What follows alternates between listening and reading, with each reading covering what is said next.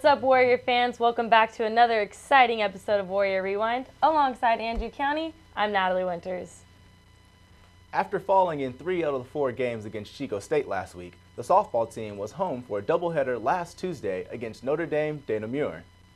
Game 1 was a close one as the Warriors lost in extra innings, 5-4. The softball team rebounded from another Game 1 loss to force the Argonauts to submit to the mercy rule in 6 innings by a score of 10-2.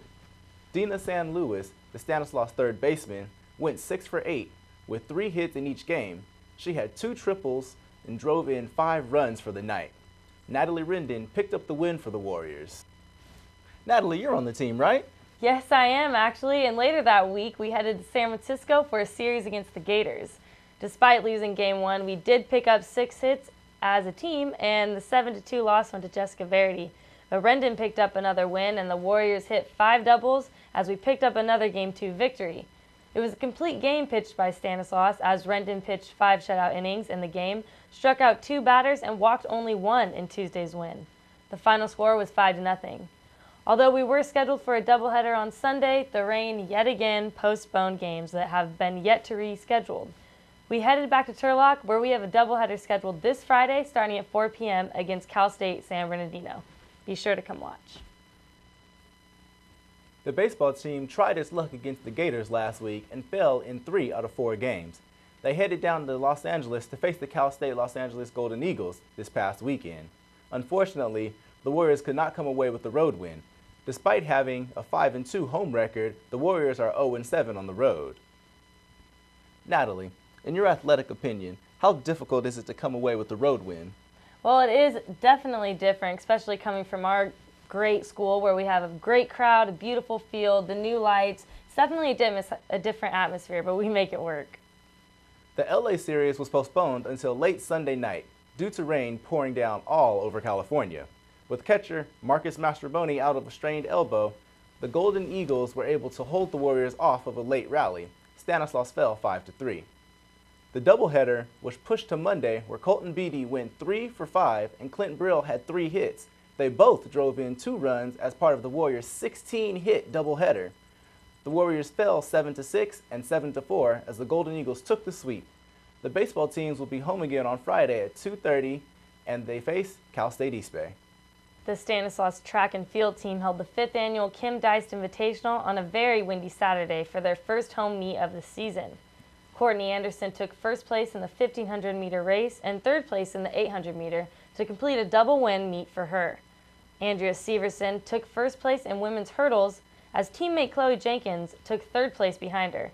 Rachel Naranjo battled to make the top 3 in the steeplechase, and Channing Wilson launched her javelin into 4th place for the Warriors. You know, you played track. What's it like in the windy conditions? Windy conditions are always an issue for us. They aid a lot of the throws, but a lot of the running events and field events, it can hinder them sometimes. But the men's team took first and second in the 800 race as Abraham Alvarado came in first and Dean Alley came in second. Josh Ukalifi took first place in the hammer throw and teammate Tyler Reagan came in 4th behind him. However, the talk of the day surrounded first place competitor Billy Hilton. Hilton was once a baseball player and competed in the Kim Deist Invitational as a javelin thrower. He came in 2nd place to Humboldt State, but in his first throw, he defeated the Stanislaus record by throwing 202 feet 4 inches. There will be a second home meet this Saturday, March 8th at 9 a.m. Did you happen to see Billy's interview with Leah? Yes, it was a bit interesting and funny at the same time. Check out his Ricky Bobby impersonation. All right, I'm here with William Warriors, and today he actually got a record on campus. What was that for? Javelin, men's javelin. All right, and how do you feel about it today? You pretty excited? Felt pretty good. Javelin flew pretty good. Yeah? Feel pretty good? Yeah. You keep your hands at your side, actually. If that helps. The wind helped the javelin go. So do you think the wind was an incentive for you today? Or did you actually have technique that you pinpointed today? I don't believe in technique. I just let my body do the work. There was a couple guys throwing far, really motivated me to throw further. Fortunately, I didn't. Some guy from Humboldt threw 210, and something to work for. Mm-hmm. And so do you think that this is going to motivate you to work harder at practice for the next meet? I'd like to say that I always work hard and work my hardest, but yeah, I'm definitely motivated. It was good to get out here and get a 200 throw. That was my goal all year, so. That's awesome. Who do you think is your number one fan out here? My mother. My mommy showed up to watch me. And then women's soccer team's always supportive, so love you guys. All right, well, thanks, William, actually. Thanks, Warriors, for watching. After a rough matchup against Sonoma State last weekend, the tennis team faced the Dominican Penguins on Saturday. Jayana Diamond won her singles competition, and Annalisa Tallis was a two-time winner as Stanislaus fell 6-3 to the Penguins. Bouncing off the loss, the Warriors headed to Stockton where they defeated Holy Names. The match was set to take place in Oakland, but they were forced from the Bay Area by the rain. The Warriors won 6-3 for Holy Names. Jessica Lawrie and Jayana Diamond won their singles competition, then paired up to win their doubles competition. Teammates Mackenzie Harden and Annalisa Tallis both won their singles competitions, then joined forces to win their doubles competition. Tennis faces off against Fresno Pacific at home on March 10th. It was an unfortunate end of the season run for a women's basketball team, as they lost their last two away games last weekend to Cal State East Bay and Cal State Monterey Bay. The Warriors still had a chance to make the playoffs if they won both of their home games against 15th-ranked Cal Poly Pomona and Humboldt State. In Friday's game, Jasmine Washington led the Warriors with 17 points and Brianna Cotton added 16, but still falling short to the Broncos 69-58. Saturday night marked the last game for the women's three seniors on the team. Lauren Godey, Aaron Godey, and Katie Stack all concluded their collegiate career. The seniors were recognized before the game. However, Anna Birch stole the show. She did indeed, County. Anna contributed 22 points to lead the Warriors. Unfortunately, that wasn't enough as they were defeated by 6 points in the matchup. I did, however, get a chance to catch up with Jasmine Washington after her impressive performance. Check it out.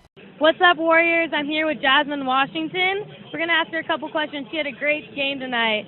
You know, Jazz, you started off really strong. You played with a sense of urgency really throughout the whole game.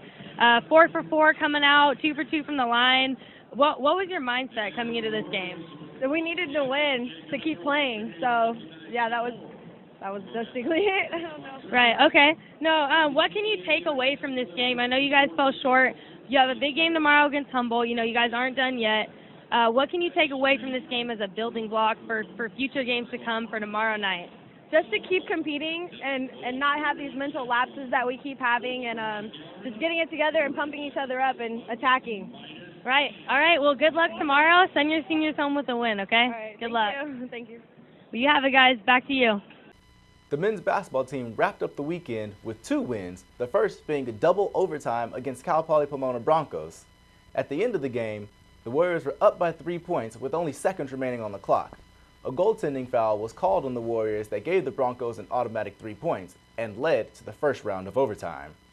Both teams were neck and neck, yet the tables had turned and the Broncos were up by 3. The Warriors tied it up against the 3-point shot by Tyler Barber, distributed by Sam Marcus. The second and final round of overtime was concluded by a pair of fouls in the last minute of the game, which led to 3 free throws from Sam Marcus for the Warrior win. Danny Malakizwal caught up with Sam after the game.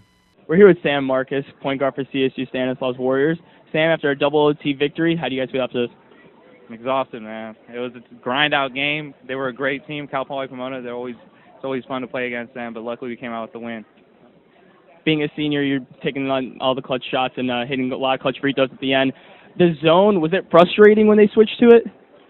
We were preparing all week for their zone. It's always frustrating, but we just have to stay disciplined on offense, and that's what we did tonight.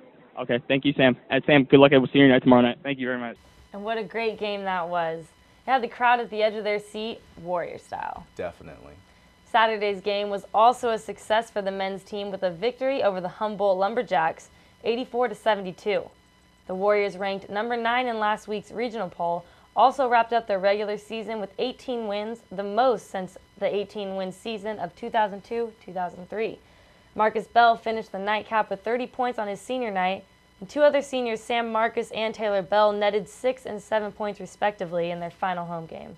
Danny had a chance to catch up with Taylor Bell after his final homestand. We're here with CSU Warriors guard Taylor Bell. Taylor, how does it feel like it went on senior night? It feels really good. cracked down on defense, and we came together as a team, and we got a good win. Going into the playoffs, what is the mindset for each game, and how are you guys focused?